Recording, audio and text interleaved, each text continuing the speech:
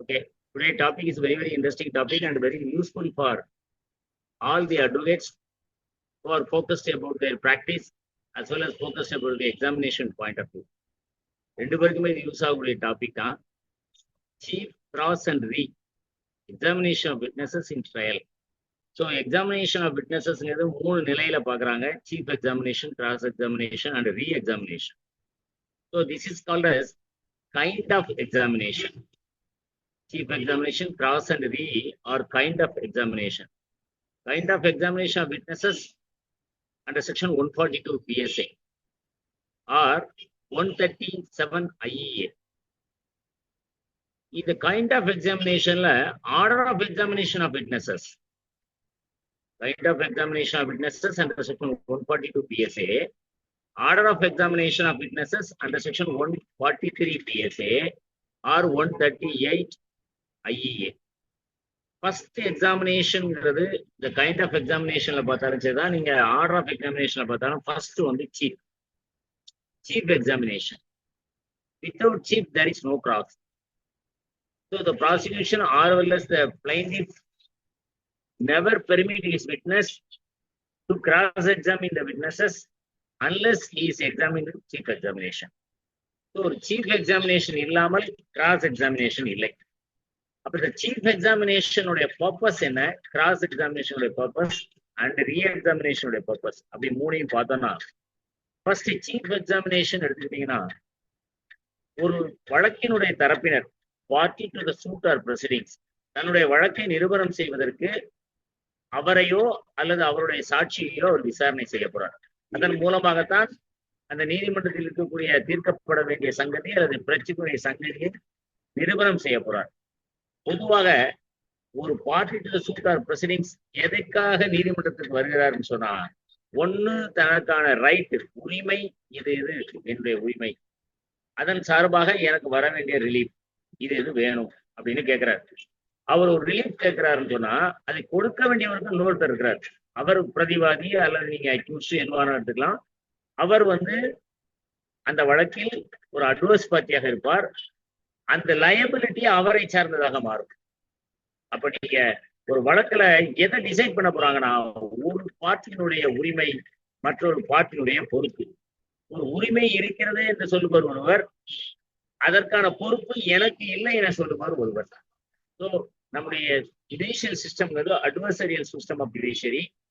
இரண்டு தரப்பினராக இருந்து வழக்கை எடுத்து செல்லக்கூடியவர்கள்.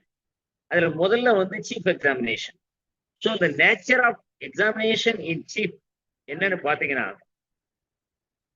It must be the chief examination and cross examination must relates to relevant facts. தொடர்புடைய பொருண்மை சம்பந்தமாகத்தான் அந்த விசாரணை இருக்க வேண்டும், சாட்சியுடைய விசாரணை இருக்க வேண்டும். அந்த ரெலவென்ட் ஃபேக்ட்ஸ் தொடர்பாக மட்டும்தான் chief examination, cross examination, re examination நடத்தப்பட முடியும். Section 145 IEA or section 148 PSA இதுல பாத்தீங்கன்னா உங்களுக்கு தெரியும், ரெலவென்ட் ஃபேக்ட்ஸை தவிர வேற எதற்கும் ஒரு சாட்சியை விசாரணை செய்து சாட்சியின் வாக்குமூலம் பதிவு செய்ய முடியாது. இது nature of examination in chief. Cross எக்ஸாமினேஷனை பொறுத்தளவுல சீஃப் எக்ஸாமினேஷனில் என்னென்ன ரெலவென்ட் ஃபேக்ட்ஸுக்கான சாட்சியங்கள் கொடுக்கப்பட்டிருக்கோ அது தொடர்பாக மட்டும்தான் விசாரணையில் கேள்விகள் கேட்கப்பட வேண்டுமா என்று ஒரு கேள்வி எழுப்பானால் இல்லை. சீஃப் எக்ஸாமினேஷனில் சொல்லப்பட்ட பொறுமைகள் தவிர வேறு ஏதேனும் ஒரு சங்கதி தேவை என்றாலும் குறுக்கு விசாரணையில் அதை கேள்வியாக கேட்கலாம். அந்த கேள்விக்குரிய பொறுமையும் தொடர்புடைய பொறுமையாக இருந்தால் போதும். ஒரு முதல் விசாரணை அல்லது முன் விசாரணையில் ஒருவர் சொல்லி உள்ள வாக்குமூலம் சாட்சியமாக பதிவு செய்யப்படும் பொழுது அது சம்பந்தமாக மட்டும் குறுக்கு விசாரணை செய்ய வேண்டுமென்றால் நிச்சயமாக இல்லை. நீங்க 145 Indian evidence act or 148 PSA பாத்தீங்கன்னா உங்களுக்கு இதுல விவரம் புரிய வரும். 2 லிம்ஸ், 2 பாகமாக செக்ஷன் 148 PSA கொடுத்திருப்பாங்க. ஃபர்ஸ்ட் பாகத்துல என்ன சொல்றாங்கன்னா, குறுக்கு விசாரணை என்ற பெயரில் தொடர்புடைய பொருண்மைகள் சம்பந்தமாக எந்த கேள்விகளை வேண்டுமானாலும் கேட்கலாம். இது first limb of section 148 BSA. அப்படி என்றால் சீஃப் இதுல சொல்லப்பட்ட சங்கதிகளை மட்டும் கருத்தில் கொண்டு குறுக்கு விசாரணை செய்ய வேண்டிய அவசியம் இல்லை. அதையும் தாண்டி சீஃப் எக்ஸாமினேஷனில் சொல்லப்பட்டுள்ள சங்கதிகளை தாண்டி வேற ஏதேனும் சங்கதிகளை நீதிமன்றத்துக்கு கொண்டு வர வேண்டும் நினைத்தால் கூட சாட்சியின் மூலமாக குறுக்கு விசாரணை செய்யலாம். ஸோ குறுக்கு விசாரணை என்பது may not be confined to facts. இது ரொம்ப முக்கியமான விஷயம். may not be confined to facts to which the witness testified on his examination in chief. To which the witness testified on his examination in chief.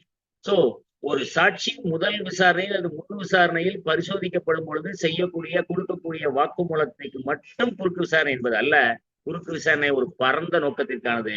Because cross examination is a best weapon. Otherwise the cross examination if not given to the adverse party, அந்த கருவியை அல்லது ஆயுதத்தை எதிர்த்தரப்பினருக்கு கொடுக்கவில்லை எனில் நீதிமன்றம் பொய் சொல்லுவர்களின் புகலிடமாக மாறிவிடும் சொல்லி பெந்தம் சொல்லியிருக்காரு, ஜெர்மே பெந்தம். சோ ஒருவர் பொய் சொல்லுகிறாரா இல்லையா என்பதை பரிசோதனை செய்வதற்கு கொடுக்கப்பட்ட ஒரு கருவிதான் கிராஸ் எக்ஸாமினேஷன். அந்த ரைட்டை கட்டைல் பண்ண முடியாது, சுருக்கி கொடுக்க முடியாது, நேரோ சென்ஸ்ல பார்க்க முடியாது. அதனால்தான் செக்ஷன் 148 ஃபர்ஸ்ட் லிங்க் பிஎஸ்ஏல என்ன சொல்றாங்கன்னா, the cross examination need not be confined to facts to which the witness testified on his chief examination அப்படிங்கிறாங்க. அப்புறம் சீஃப் எக்ஸாமினேஷன்ல என்னென்ன கேள்விகள் கேட்கப்படலாம் அப்படின்னு ஒரு கேள்வியை முன்வைத்தால் விடைபொதி வினாக்கள் 142, 143, 144 இருக்கக்கூடிய ஐஏல இருக்கக்கூடிய விடைபொதி வினாக்கள் சம்பந்தப்பட்ட கேள்விகளை கேட்கலாமா கேட்க முடியாதா என்ற ஒரு கேள்வி இருக்கு. முதல் விசாரணை அல்லது முழு விசாரணையில் பொதுவாக லீடிங் கொஸ்டின்ஸ் விடைபொதி வினாக்களை கேட்க முடியாது. இது பொதுவாக நம்ம படித்துக் கொள்ள வேண்டிய விஷயம். ஆனால் எப்பொழுதெல்லாம் முதல் விசாரணையில் அந்த கேள்விகளை கேட்கலாம் அப்படிங்கிறதுக்கும் அங்கேயே விடை கொடுக்கிறாங்க. 2 விதமான பொறுமைகளுக்கு முதல் விசாரணையிலேயே கேள்வி புதிந்த வினாக்களை கேட்கலாம். ஒண்ணு, அந்த பொறுமை என்பது ஏற்கனவே முழுமையாக நிறுவனம் செய்யப்பட்ட ஒரு பொறுமையாக இருக்க வேண்டும். அந்த பொறுமை சம்பந்தமாக விடைபொதி வினாக்களை முதல் விசாரணையில் கேட்கலாம். இரண்டாவதாக 2 தரப்பினருக்கும் பொதுவாக தாவா இல்லாத ஒரு பொறுமை, அன்டிஸ்பியூட்டட் ஃபேக்ட். இன்னொன்னு already proved fact. Undisputed fact and already proved fact for which the leading questions may be asked in the chief examination of a witness. இந்த 2 பொறுமைகள் சம்பந்தமாக மட்டும்தான் லீடிங் கொஸ்டின்ஸ் கேட்க முடியும் in the chief examination itself. Otherwise the leading questions மற்ற எந்த பொறுமைகளுக்கும் கேட்க முடியாது. இது சீஃப் எக்ஸாமினேஷன்ல உள்ள ஒரு confinement to the questions. What are the questions to be asked? அப்படின்னா அது ஒரு குறிப்பிட்ட பரந்த அளவுக்குள்ள மட்டும்தான் சீஃப் எக்ஸாமினேஷன்ல லீடிங் கொஸ்டின்ஸ் கேட்க முடியும். as far as cross examination is concerned, any number of leading questions, any type of leading questions can be asked by the adverse party. cross examinationல leading கொஸ்டின்ஸ்ல தடை இல்லை. இந்த 2க்கும் இடையில லீடிங் கொஸ்டின்ஸ்க்கும் சீஃப்லிங் கிராஸுக்குள்ள இன்னொரு விஷயம் இருக்கு, ப்ராம்ப்டிங் எ விட்னஸ்.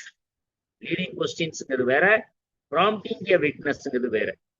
சீஃப் எக்ஸாமினேஷன்ல ஒரு விட்னஸ ஒரு பதில் எதிர்பார்த்து ஒரு கேள்வியை முன்வைத்து அவரை அந்த பதில் சொல்வதற்கு உந்துதல் படுத்தலாமா? ப்ராம்ப்டிங் எ விட்னஸ், இது ஒரு முக்கியமான டாபிக். இது சீஃப் எக்ஸாமினேஷன்ல உள்ளதுதான். ப்ராம்ப்டிங் எ விட்னஸ் பண்ணலாமான்னு சொன்னா நிச்சயமாக prompting a witness amounts to putting a leading question to the witness in the chief examination. So prompting a witness is not permitted in chief examination. Leading questions, except the undisputed fact or already proved fact, cannot be asked in the chief examination itself. So chief examination restricted area இருக்கு.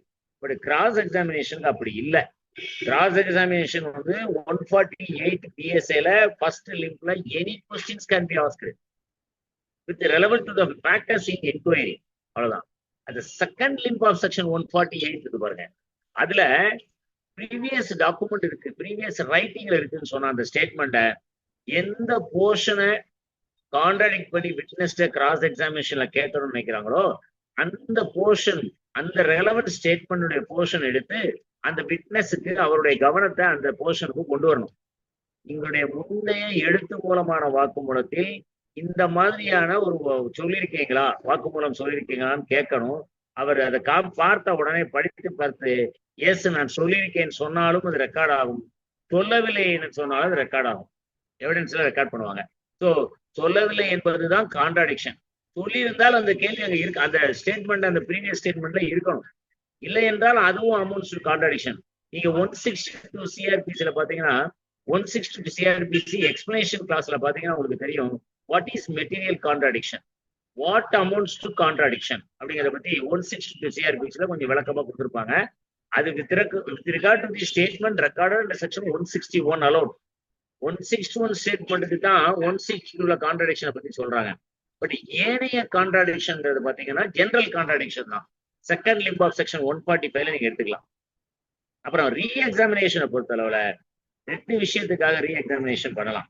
Purpose of ரீ எக்ஸாமினேஷன்ங்கிறது cross எக்ஸாமினேஷனில் சொல்லப்பட்ட கேள்வியினுடைய பதில்கள் இருக்கு பாருங்க, அது ஒரு குழப்பம் வாய்ந்ததாக இருக்குமானால் அதை கிளாரிஃபை பண்றதுக்கு சீஃப் எக்ஸாமினேஷன் யார் எடுத்தாங்களோ அந்த நபர் ரீ எக்ஸாமினேஷன் அந்த விட்னஸ் பண்ணலாம்.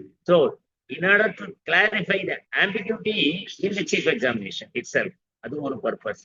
ரெண்டாவது, அந்த சீஃப் எக்ஸாமினேஷன்ல சொல்லப்படாமல் விட்டு போன சில விஷயங்களுக்கு கிராஸ் எக்ஸாம் ரீ எக்ஸாமினேஷன்ஸ்ல கேள்வி கேட்கலாம், but only with the permission of the court. If any new matter which is left inadvertently in the chief examination, the party who called the witness by the permission of the court introduce the new facts in the re-examination. அப்படி ஒரு re-examinationல new facts ஒன்னு introduce பண்றாங்கன்னு சொன்னா the adverse party must be given an opportunity to cross-examination with respect to that matter. எந்த ஒரு re-examinationல new facts evidence மூலமாக கொண்டு வர்றாங்களோ அதே சமயத்தில் அட்வர்ஸ் பார்ட்டி குறுக்கு விசாரணை செய்வதற்கு அந்த போர்ஷனை பொறுத்த அளவுல எந்த நியூ ஃபேக்ட்ஸை கொடுக்குறாங்களோ அது சம்பந்தமாக குறுக்கு விசாரணை செய்வதற்கு அவருக்கு அனுமதிக்கப்பட வேண்டும். ஸோ சீஃப் எக்ஸாமினேஷன்ல என்னெல்லாம் வருது பாருங்க. லீடிங் கொஸ்டின்ஸ் கேட்கலாமா வேண்டாமான்னு வருது. லீடிங் கொஸ்டின் கேட்கறதா இருந்தா என்னென்ன கொஸ்டின்ஸ் கேட்கலாம்ன்றத பத்தி சொல்றாங்க. ப்ராம்ப்டிங் ஆஃப் ஏ விட்னஸ் என்பது அங்கு தடை செய்யப்பட்டுள்ளது கிடையாது. கிராஸ் எக்ஸாமினேஷன் இது wide area. Cross examination 2 type of கான்ட்ராடிக்ஷன்ஸ்க்காக கேட்கறாங்க. ஒன்னு வந்து ஜெனரல் கான்ட்ராடிக்ஷன், ரெண்டாவது ஒரு contradiction particular portion of the ஸ்டேட்மெண்ட்டை அட்டென்ஷனை கொடுத்து அவரோட அட்டென்ஷன் அங்க வாங்கி இந்த மாதிரி வாக்குமூலத்துல சொல்லியிருக்கீங்களான்னு கேட்கணும். அதுக்கு அவர் இல்லை என்றாலும் ஒரு ஆன்சர் பண்ணுவாரு. இந்த ஒரு இடத்துல செகண்ட் லிம்ப் ஆஃப் செக்ஷன் 148 பிஎஸ்ஏல ஒரு பிரின்சிபல் ஃபாலோ பண்றாங்க, audio Altum partum principal follow பண்றாங்க செகண்ட் லிம்ப் ஆஃப் செக்ஷன் 148ல. ஏன்னா அந்த வாக்குமூலத்தில் அப்படி இல்லை. முதல்ல கான்ட்ராடிக்ஷன்னா என்னங்கிறதையும் நம்ம கொஞ்சம் தெரிஞ்சுக்கணும். ஏன்னா கிராஸ் எக்ஸாமினேஷன் படிக்கும்போது கான்ட்ராடிக்ஷன் தெரியணும். கான்ட்ராடிக்ஷன்னா என்னன்னு கேட்டீங்கன்னா, ஒரு சாட்சி நீதிமன்றத்துல வந்து ஒரு வாக்குமூலம் கொடுக்கிறார். அந்த வாக்குமூலம் சத்தியப்பிரமாணத்தின் பேரில் கொடுக்கக்கூடிய வாக்குமூலம், அது சாட்சியமாக மாறும். Statement given upon oath is treated as evidence. இப்போ ஒரு எவிடன்ஸ் இருக்கு, நீதிமன்றத்துல சாட்சி கொடுத்தாரு. இந்த எவிடன்ஸ் அவருடைய previous statement in writing under section 148 பிஎஸ்ஏல பாத்தீங்கன்னா இல்லாமல் இருக்கும். எவிடன்ஸ்ல புதுசா ஒண்ணு சொல்றாருன்னு சொன்னா அது ப்ரீவியஸ் ஸ்டேட்மெண்ட் இல்லாத போது அந்த எவிடன்ஸை வைத்துதான் அவருடைய எழுத்து மூலமான முந்தைய வாக்குமூலத்தை முரண்படுத்த முடியும். வேற எந்த வகையிலையும் முரண்படுத்த முடியாது. முரண்படுத்துதல் என்பது நமக்கு ஒரு குழப்பமான நிலையில தான் நம்ம சில இடங்கள்ல இருப்போம். என்னன்னு கேட்டீங்கன்னா, சாட்சியனுடைய வாக்குமூலம் சாட்சியத்தை அவருடைய முந்தைய எழுத்து மூல வாக்குமூலத்தோடு முரண்படுத்தி பார்த்தல் தான் law of evidence under section 148ல முரண்படுத்துதல், கான்ட்ராடிக்ஷன் சொல்றாங்க. இந்த கான்ட்ராடிக்ஷனுக்கான வாய்ப்பு எப்ப கிடைக்குதுன்னா, அட்வர்ஸ் பார்ட்டிக்கு only at the time of cross examination of the witness தான் கிடைக்கும். அப்ப இப்ப ரீ எக்ஸாமினேஷன் அதுக்கு அப்புறம் இருக்கிற அது வந்து சீஃப் எக்ஸாமினேஷனுடைய தொடர்ச்சியா அல்லது அதுக்கு கூடுதலாக கொடுக்கப்பட்டுள்ளதா என்று பார்த்தால் re examination is not supplement to the chief examination. Chief எக்ஸாமினேஷனுடைய கேரக்டர்ஸ் கொஞ்சம் இருக்கும். ஆனா சீஃப் எக்ஸாமினேஷன் சொல்லாமல் விடப்பட்ட சில செய்திகளை சொல்வதற்கு, சங்கதிகளை சொல்வதற்கு ஒரு வாய்ப்பு சாட்சியை யார் அழைத்து வந்தாரோ அவருக்கு கிடைக்கும். இப்ப ரீ எக்ஸாமினேஷன்ல வந்து totally unconnected facts to the case, அதை பத்தி எவிடன்ஸ் கேட்பதற்கு ரீ எக்ஸாமினேஷனை பயன்படுத்தலாமா சொன்னா, re examination cannot be used for starting or introducing totally new facts which have no concern with the cross examination. cross examinationல கேட்டு முடிச்சதுக்கு அப்புறம் சம்பந்தமே இல்லாம ஒரு புதுசா ஒரு ஃபேக்டை கொண்டு வரலாமானா நிச்சயமாக அதுக்கு அனுமதிக்க முடியாதுங்கிறது தான் ரீ எக்ஸாமினேஷனுடைய பர்பஸ். அதுக்கு ஒரு கேஸ்ல ஒண்ணு இருக்கு, பண்ணையார் versus state of Tamil Nadu, Pannaiyar versus state of Tamil Nadu, AR 2010, Supreme Court, page 85. So, when re-examination is sought for, எப்பொழுதெல்லாம் re-examination நம்ம கேட்கலாம்னா, immediately after the cross-examination or in later stage அப்படின்னு ஒரு கேள்வி இருக்கு. இன்னைக்கு கிராஸ் முடிஞ்சிச்சு, இம்மீடியட்டாவே re-examinationக்கு வந்து நீதிமன்றத்துல சொல்லணுமா, அந்த பார்ட்டியை கூட்டு வந்த விட்னஸை கூட்டு வந்தவர், அல்லது 1 வருஷம் கழிச்சு 2 வருஷம் கழிச்சு நான் ரீஎக்ஸாமினேஷன் பண்ணணும்னு கேட்கலாமா அப்படின்னு ஒரு கேள்வி இருக்கு. அதுக்காக ஒரு ஜட்ஜ்மெண்டே இருக்கு, குறிச்சுங்க. Prakash Chandragupta versus state of UP. இந்த வழக்குல 2 years after the cross examination, chief examination is allowed, re-examination is allowed. 2 years after the cross examination, re-examination is allowed. But அது ஒரு ஸ்பெஷல் அக்கேஷன், அதுல ஒரு ஸ்பெஷல் ரீசன் இருக்கு, அதனால அலோவ் பண்ணிருக்காங்க. ஆனா பொதுவாக கிராஸ் எக்ஸாமினேஷன் முடிஞ்சிச்சுன்னா வித்தவுட் டிலே ரீஎக்ஸாமினேஷன் தேவைன்னா அந்த பார்ட்டி சாட்சியை கூட்டுந்தவர் கேட்டுறணும். அப்படி இல்லாத பட்சத்துல ரீஎக்ஸாமினேஷன் பெர்மிட் பண்ண முடியாது. அப்படின்னா கூட only with the permission of the court, அந்த ரீஎக்ஸாமினேஷன் அலோவ் பண்ண முடியும். அப்படின்னா கூட அந்த பெர்மிஷன் ஆஃப் த கோர்ட் கிடைக்கிறதுக்கு அப்புறம் கூட ரீஎக்ஸாமினேஷன்ல totally unconnected new facts regarding to the cross examination would not have been allowed, but totally new facts relating to the facts stated in the cross examination is also must be allowed. ரெண்டுக்கு ஒரு சின்ன வித்தியாசம் இருக்கு. So examination இன் சீஃப்ல பாத்தீங்கன்னா ஒரு party ஒரு வழக்கை நீதிமன்றத்தில் தாக்கல் பண்றாங்க, அல்லது ஒரு ப்ராசிக்யூஷன் ஒரு வழக்கை நீதிமன்றத்தில் குற்றச்சாட்டப்பட்டு ஒருத்தருக்கு தாக்கல் பண்ணியிருக்காங்கன்னா, இப்ப கோர்ட்டு சாட்சியத்தை கொண்டு வாங்கன்னு கட்டாயப்படுத்தணுமா வேண்டாமா? இது ஒரு முக்கியமான கேள்வி. கோர்ட் வந்து பார்ட்டியை வந்து விட்னஸை கொண்டு வாங்க அப்படின்னு கட்டாயப்படுத்துறதுக்கான அதிகாரம் இருக்கா இல்லையா? பார்ட்டிசிபென்ட்ஸ் இன்டராக்ட் பண்ணுங்க, உங்களுக்கு ஈஸியா இருக்கும். நீதிமன்றத்துக்கு அந்த அதிகாரம் இருக்கா? யார் ஒருவர் வழக்கை நீதிமன்றத்துக்கு கொண்டு வந்திருக்கிறாரோ அவர்கிட்ட நீங்க கட்டாயமாக சாட்சியை கொண்டு வரணும் அப்படின்னு கேட்கறதுக்கான அதிகாரம் இருக்கா? 165 எவிடன்ஸ் ஆக்ட்ல இருக்கு. என்ன இருக்கு? கம்பல் பண்ணலாம் சார், பார்ட்டி கம்பல் பண்ணவே முடியாது. பிளைண்டிஃபையும் கம்பல் பண்ண முடியாது, டிஃபெண்டரையும் கம்பல் பண்ண முடியாது, ப்ராசிக்யூஷனையும் கம்பல் பண்ண முடியாது, அக்யூஸ்டையும் கம்பல் பண்ண முடியாது. உனக்கு தீர்ப்பு வேணும்னா நீ உன் சாட்சியை கூட்டுவா. இதுதான் கோர்ட்டினுடைய அதிகாரம். கோர்ட்டு யாருக்கானதும் இல்லை, பிளைண்டிஃப்கான கோர்ட்டும் இல்லை, டிஃபெண்டுக்கான கோர்ட்டும் அல்ல. உனக்கு தீர்ப்பு வேணுமா, நீ உன் சிறப்பு சாட்சியத்தை வைத்து நீ உன் வழக்கை நிறுவனம் செய்ய. கோர்ட்டுக்கு அதுல எந்த ரோலும் கிடையாது. So the court has no power to compel the party to suit or proceeding to produce witnesses. இப்போ ஒரு பார்ட்டி பிளைண்டிஃப் வந்து சூட்டை ஃபைல் பண்ணிருக்காரு, விட்னஸை கொண்டே வர முடியாது. What is the legal effect or consequences of it? the suit will be automatically dismissed. அதைத்தான் court செய்யணும். நீ சாட்சியை கொண்டு வந்துதான் தீரணும்னு சொல்லி கட்டாயமாக நீதிமன்றத்தை கேட்கறதுக்கான அதிகாரம் இல்லை. ஏன்னா கோர்ட்டுக்கு வர்றவன் தனக்கு சாதகமான தீர்ப்பு நினைச்சுதான் வர்றான். அப்ப அந்த டியூட்டி யாருக்கான டியூட்டின்னு பாத்தீங்கன்னா, party to the suit or ப்ரொசீடிங்ஸ்க்கான duty. Court has no power to compel the party to suit or proceeding to produce the witnesses. Right. இப்ப விட்னஸை ப்ரொடியூஸ் பண்றதுக்கு கோர்ட்டுக்கு என்ன அதிகாரம்? விட்னஸை ப்ரொடியூஸ் பண்றதுக்கு யார் இனிஷியேட் பண்ணணும்? இப்ப கோர்ட்டுக்கு அந்த அதிகாரம் இல்லை. கோர்ட்டு நீங்க கட்டாயமாக சாட்சியை அழைத்து வர வேண்டும் சொல்ல முடியாது. சாட்சியை அழைத்து வந்தால் கோர்ட் விசாரணைக்கு அவங்க சாட்சியை உட்படுத்தும், அது அதனுடைய கோர்ட்டினுடைய அதிகாரம். ஆனா இப்போ சாட்சியை கொண்டு வருவதற்கு யாருக்கு ஒரு கடமை இருக்குன்னு பாத்தீங்கன்னா, party to the suit or proceedings தான் கடமை இருக்கு. என்ன முறையிலாம் பாத்தீங்கன்னா, first on the petition of the parties, either the plaintiff or defendant or the prosecution or defence petition file பண்றாங்க, என்னென்ன விட்னஸை நாங்க கொண்டு வர்றோம்னு சொல்றாங்க. இந்த இதே இன்னொரு வித்தியாசமான அணுகுமுறை இருக்கு பாருங்க. தென் they shall be examined in chief examination மட்டும் தான் இருக்கும். அதாவது லிஸ்ட் ஆஃப் விட்னஸ்ல உள்ள அனைத்து சாட்சிகளையும் விசாரிக்க வேண்டிய அவசியம் பார்ட்டி சூட் ஆர் ப்ரொசீடிங்ஸ்க்கு கிடையாது. செலக்டிவா எடுத்து அவங்க விசாரிக்கலாம்.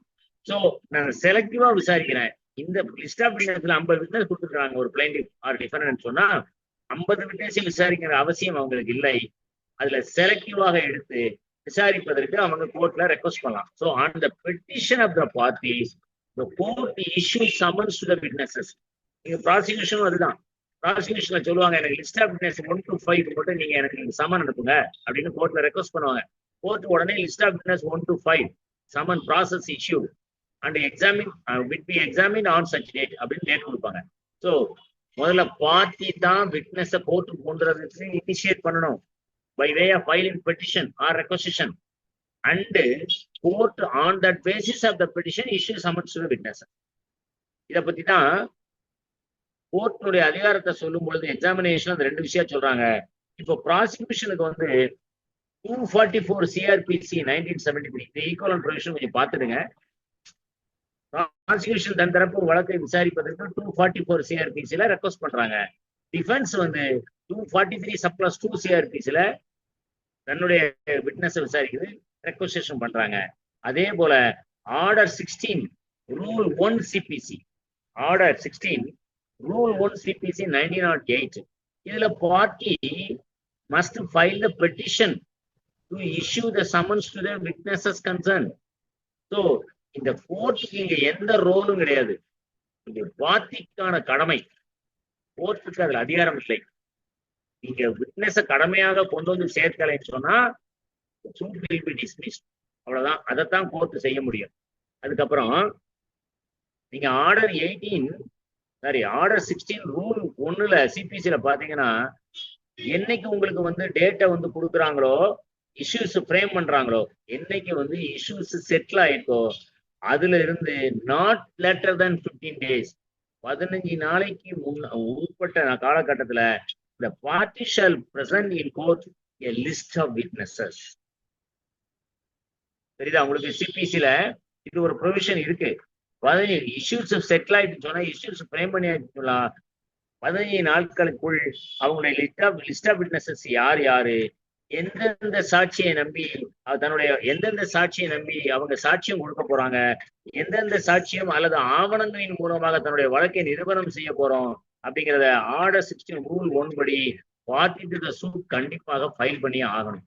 அப்ப இங்க கோர்ட்டுக்கு civil கோர்ட்லயும் has no power to compel the party either plaintiff or defendant to produce the witnesses or produce the documents. ரெண்டுமே அவங்களுக்கு இல்ல பாருங்க. ஸோ இந்த கடமை யாரை சார்ந்ததுங்கிறத இப்ப புரிஞ்சுக்கலாம். கோர்ட்டுக்கு has no power. அப்புறம் வந்து கோர்ட்டுக்கு வந்து ப்ராசஸ் கொடுத்து, கோர்ட் பெட்டிஷன் கொடுத்து ப்ராசஸ் இஷ்யூ பண்ணி விட்னஸ் வந்துட்டாங்க. இப்பதான் வந்து first examine in chief examination அப்பதான் ஆரம்பிக்குது. அதனால witnesses shall be first examined in chief நாங்க சொல்லப்படுவோம் 138ல பாத்தீங்கன்னா, witnesses shall be first examined in chief. அதுக்கு என்ன அர்த்தம்னு கேட்டீங்கன்னா, list of all the witnesses need not be examined அர்த்தம். need not be examined in chief all the witnesses. அப்புறம் எந்தெந்த witnesses examination பண்ணணும்னு சொல்லி முடிவு பண்ணக்கூடிய ஒரு ரைட் யாருக்கு இருக்குன்னா, யார் ஒருவர் தன்னுடைய வழக்கை நீதிமன்றத்துக்கு கொண்டு வராரோ, யார் மெய்ப்பிக்கணும்னு நினைக்கிறாரோ அல்லது யார் பொய்ப்பிக்கணும்னு நினைக்கிறாங்களோ அவங்களை சார்ந்ததுதான் எந்தெந்த விட்னஸை நீதிமன்றத்துல விசாரிக்கணுங்கிறது. Necessary to prove the facts or facts in issue. Examination of witnesses பர்பஸே it's necessary to prove the facts or facts in issue. இந்த எக்ஸாமினேஷன்ல விட்னஸஸ் செலக்ட் பண்ணக்கூடியது யாருன்னு பாத்தீங்கன்னா, அது அந்த பார்ட்டி சம்பந்தப்பட்டதாகத்தான் இருக்கு. ஸோ இந்த 3 கைண்ட் ஆஃப் எக்ஸாமினேஷன் ஆஃப் விட்னஸஸும் must be relate to relevant facts. Relevant ஃபேக்ட்ஸ்ங்கிறது 4ல இருந்து 50 வரை பிஎஸ்ஏல, 5 to 55 ஐஇஏல இருக்கு. ஸோ இது மட்டும்தான் எக்ஸாமினேஷன் ஆஃப் விட்னஸஸ்ல இந்த ரெலவென்ட் ஃபேக்ட்ஸுக்கு மட்டும்தான் சாட்சியம் கொடுக்க முடியுமான்னு கேட்டா ரெலவென்ட் ஃபேக்ட்ஸுக்கும் கொடுக்கணும். இதை தாண்டி இன்னும் கொஞ்சம் சில ஃபேக்ட்ஸ் இருக்கு. அதாவது 5 to 55 ஐஇஏ ஆர் 4 to 50 பிஎஸ்ஏல இருக்கக்கூடிய சொல்லக்கூடிய ஃபேக்ட்ஸ் இருக்கு பாருங்க. அதையும் தவிர செக்ஷன் 156, 157 இந்த ரெண்டுலையும் சொல்லப்பட்டுள்ள அல்லது 148 ஐஇஏ 156, 157 அண்ட் 148 ஐஇஏ அதுக்கான ஈக்குவலன்ட் ப்ரொவிஷன்ஸ் நீங்க எடுத்துக்கங்க. இந்த ப்ரொவிஷன்ஸ்லயும் சில ஃபேக்ட்ஸ் இருக்கு. அது ரெலவென்ட் ஃபேக்ட்ஸா அப்படின்னு கேட்டா 5ல இருந்து 50, 55 வரை அல்லது 4ல இருந்து 50 பிஎஸ்ஏல சொல்லப்பட்டுள்ள ரெலவென்ட் ஃபேக்ட்ஸ் அல்ல. ஆனா அங்க சொல்லப்பட்டது ரெலவென்ட் ஃபேக்ட்ஸ் தான்.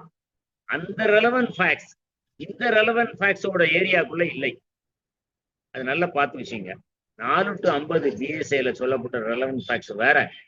156, 157, 148, 155 சப்கிளாஸ் 3 ஐஇஏ இதுல சொல்லப்பட்டுள்ள ரெலவென்ட் ஃபேக்ட்ஸ்ங்கிறது வேறு. அது ரெலவென்ட் ஃபேக்ட்ஸாகவே சொல்லப்படவில்லை. ஆனாலும் அந்த பின்னாடி சொல்லப்பட்டுள்ள 156, 147 அண்ட் 148, 155ல சொல்லக்கூடிய ஃபேக்ட்ஸ் இருக்கு பாருங்க. அது ரெலவென்ட் ஃபேக்ட்ஸ் இல்லாட்டாலும் அந்த ரெலவென்ட் ஃபேக்ட்ஸுக்கும் எவிடன்ஸ் கொடுக்கலாம் chief, cross and reel. So அப்போ ரெலவென்ட் ஃபேக்ட்ஸுக்கு மட்டும்தான் சீஃப் எக்ஸாமினேஷன், கிராஸ் எக்ஸாமினேஷன் முதல்ல சொன்னது வந்து கொஞ்சம் டைலூட் ஆகும் பின்னாடி வரக்கூடிய செக்ஷன்ஸை வச்சு பார்க்கும் பொழுது. ஸோ கிராஸ் எக்ஸாமினேஷன் முன்னப்படி செய்யக்கூடியது வந்து சீஃப் எக்ஸாமினேஷன். இப்ப சீஃப் எக்ஸாமினேஷன் முடிஞ்சதுக்கு அப்புறம் கிராஸ் எக்ஸாமினேஷனை வந்து தள்ளி போட முடியுமா, முடியாதா? என்ன காரணத்தினால தள்ளி போடலாம்? சட்டத்துல அதுக்கு ஏதாவது நமக்கு வரையறைகள், ப்ரொவிஷன்ஸ் கொடுக்கப்பட்டிருக்கா? சார் 309 பண்ணலாம்ல சார்? 209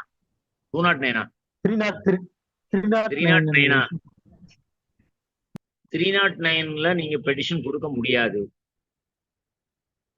309 முதல்ல பார்ட்டிக்குள்ள ப்ரொவிஷனே கிடையாது. அது power of the court. Court நினைச்சாதான் அட்ஜாயின் பண்ணலாம். அதுதான் செக்ஷன் 309 சிஆர்பிசி. அது பார்ட்டிக்குரியது இல்ல. ப்ராசிக்யூஷனுக்கோ டிஃபென்ஸ்க்கோ டெஃபர் பெட்டிஷன் கொடுக்கலாம்ல சார்? டெஃபர் பெட்டிஷன் ஃபைல் பண்ணலாம்ல சார்? டெஃபர் பெட்டிஷன் மட்டும் தான் கொடுக்கலாம். Say for example 243 subclause 3 CrPC. ஒரு எக்ஸாம்பிள் சொல்லியிருக்கேன். 243 சப்கிளாஸ் 3 கிராஸ் எக்ஸாமினேஷனை டெஃபர் வேணா பண்ணலாம். Cross examination of any witness may be deferred by the court, by the magistrate under the relevant provisions stated in the area of trial, evidence for prosecution. அந்த evidence for ப்ராசிக்யூஷன்ங்கிற ஏரியாக்குள்ள போய் பார்த்தீங்கன்னா தெரியும், ஒரு ரெலவென்ட் ப்ரொவிஷன்ஸ் எல்லாத்துலயும் இருக்கு. அது only to defer the witness evidence cross examination of a witness. So chief examination முடிஞ்சிச்சுன்னா அடுத்தது ஆட்டோமேட்டிக்கா கிராஸ் எக்ஸாமினேஷன் தான். அதை போஸ்ட்போன் பண்ண முடியாது. அப்படி போஸ்ட்போன் பண்ணணும்னு சொன்னா டெஃபர் பெட்டிஷனை வச்சு மட்டும்தான் அந்த கிராஸ் எக்ஸாமினேஷனை போஸ்ட்போன் பண்ண முடியும். இல்லையா? Without defer petition witness cross examination cannot be postponed. அடுத்தது cross examination whether it is optional or compulsion on the part of the adverse party. Cross எக்ஸாமினேஷன்ங்கிறது கம்பல்ஷனா அல்லது ஆப்ஷனல் டு த பார்ட்டியா அப்படின்னு ஒரு கேள்வி இருக்கு. Chief examination is compulsory. Chief examination compulsory. Because chief examination ஒருத்தர் கொடுக்கலன்னு சொன்னா அவருடைய வழக்கை ஒரு நிறுவனம் செய்ய முடியாம போயிடும். அப்போ chief examination is mandatory. Without chief examination there is no possibility for cross examination. அப்படி சொல்லும் போது chief examination is mandatory. But as far as cross examination is optional to the party. நீங்க 138 ஐஏல பாத்தீங்கன்னா கிராஸ் எக்ஸாமினேஷன் பத்தி சொல்லும் பொழுது within பிராக்கெட்ல ஒரு வாசகம் சொல்லியிருப்பாங்க, அட்வர்ஸ் பார்ட்டி சோ டிசைர்ஸ் அப்படின்னு இருக்கும். விருப்பம் இருந்தால் எதிர் தரப்பினர் குறுக்கு விசாரணை செய்து கொள்ளலாம். விருப்பம் இல்லை என்றால் குறுக்கு விசாரணை செய்து நீதிமன்றத்தினுடைய நேரத்தை வீணடிக்க வேண்டாம். அப்படிங்கும் பொழுது it is an optional. Cross examination on the part of the adverse party is nothing but optional. It's not mandatory. அது வந்து depending upon the desire of the adverse party ட்டாங்க. அப்ப இப்ப ஹூ இஸ் அட்வர்ஸ் பார்ட்டி அடுத்த பிரச்சனை வந்துச்சு. Adverse பார்ட்டியோட விருப்பம் தான் குறுக்கு சேரன்னு சொன்னா ஹூ இஸ் அட்வர்ஸ் பார்ட்டின்னு பாத்தீங்கன்னா who is adverse party participants? Who suffer or Pardon? Who is adverse party in பாத்தீங்கன்னா the person against whom evidence is available or evidence is given in chief examination of a witness. யார் ஒருவருக்கு எதிராக சாட்சியம் நீதிமன்றத்தில் அமைந்துள்ளதோ அல்லது பதிவு செய்யப்பட்டுள்ளதோ அவர்தான் வந்து adverse party. Is not an opposite party, is an adverse party. அதனாலதான் 138ல கிராஸ் எக்ஸாமினேஷன் பற்றி சொல்ற இடத்துல வந்து if this adverse party so டிசைர்னு கொடுத்துருக்காங்க. ஒரு ப்ராசிக்யூஷன் கேஸ் உதாரணம் எடுத்துங்க. ஒரு விட்னஸ் வந்து சொல்றான் 4 அக்யூஸ்ட் 3 அக்யூஸ்ட பத்தி சீஃப் எக்ஸாமினேஷன்ல சொல்றான். ஒரு அக்யூஸ்ட வந்து சீஃப் எக்ஸாமினேஷன்ல எந்த குற்றச்சாட்டும் சொல்லலைன்னு சொன்னா அந்த அக்யூஸ்டுக்கு கிராஸ் எக்ஸாமினேஷன் தேவையில்லை. அவர் அட்வர்ஸ் பார்ட்டியே இல்லை அந்த எவிடன்ஸை பொறுத்தளவுல. அந்த எவிடன்ஸை பொறுத்தளவுல யார் அட்வர்ஸ் பார்ட்டினா ரிமைனிங் 3 அக்யூஸ்டுக்காக பாருங்க, அவங்க தான் அட்வர்ஸ் பார்ட்டி. அவங்க மட்டும்தான் கம்பல்சரியாக கிராஸ் பண்ண வேண்டியிருக்கும். இன்னொரு பார்ட்டி அக்யூஸ்ட பொறுத்தளவுல it's an optional to be for the cross examination. So இப்போ உங்களுக்கு அட்வர்ஸ் பார்ட்டினா யாருன்னு பாருங்க, யாருக்கு எதிராக சாட்சியம் பதிவு செய்யப்பட்டுள்ளதோ அல்லது பதிவு செய்யப்பட்டுள்ள சாட்சியம் யாருக்கு எதிராக அமைந்துள்ளதோ அவர்தான் அட்வர்ஸ் பார்ட்டி. இப்ப கிராஸ் எக்ஸாமினேஷனை பொறுத்த அளவுல 3 வகையான இனங்கள் இருக்கு பாருங்க. என்னென்ன நோக்கம் அல்லது எதற்காக இந்த கிராஸ் எக்ஸாமினேஷன் பாத்தீங்கன்னா, 1 ஸ்டாட்யூட்டரி ரைட்டாக கொடுக்கப்படும். Section 137 138 IEA or 142 and 143 BSA.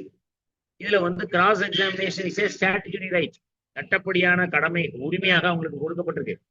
அப்புறம் cross examination of a court witness. நீங்க இவ்வளவு நேரம் நம்ம பாக்குறது வந்து பார்ட்டிகுலர் சூட் யாரோ ஒருத்தர் கொண்டு வரக்கூடிய விட்னஸ், அதனுடைய கிராஸ் எக்ஸாமினேஷன் ஸ்டாட்யூட்டரி ரைட். இப்ப கோர்ட்டே ஒரு விட்னஸ் கொண்டு வராங்க under section 165 IEA are under section 167 BSA.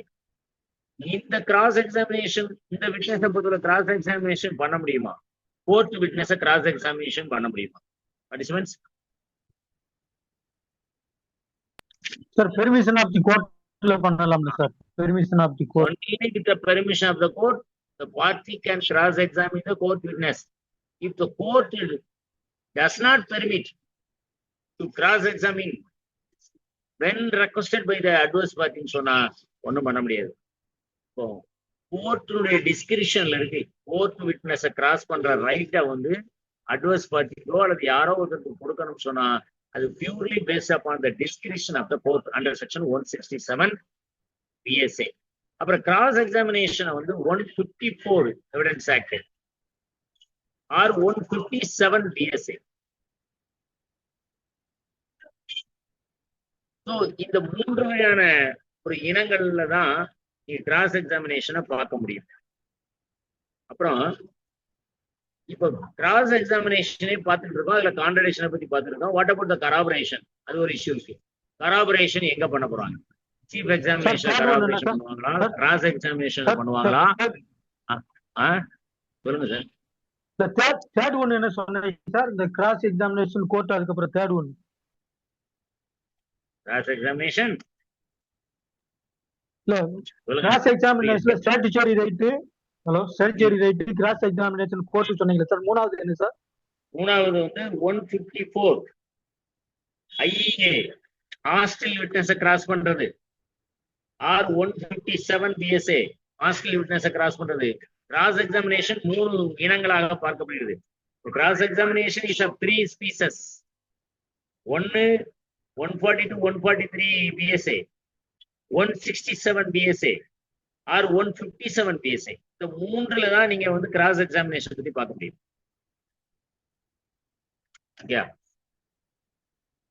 Participants கொஞ்சம் நான் உங்களுக்கு குறைவா தான் நீங்க நான் எடுக்க முடிஞ்சது. எனக்கு ஒரு பர்சனல் ஒர்க் இருக்கு.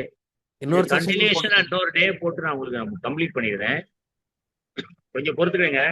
இன்னொரு வாஸ்ட் ஏரியா நிறைய இருக்கு. எனக்கு கொஞ்சம் பர்சனல்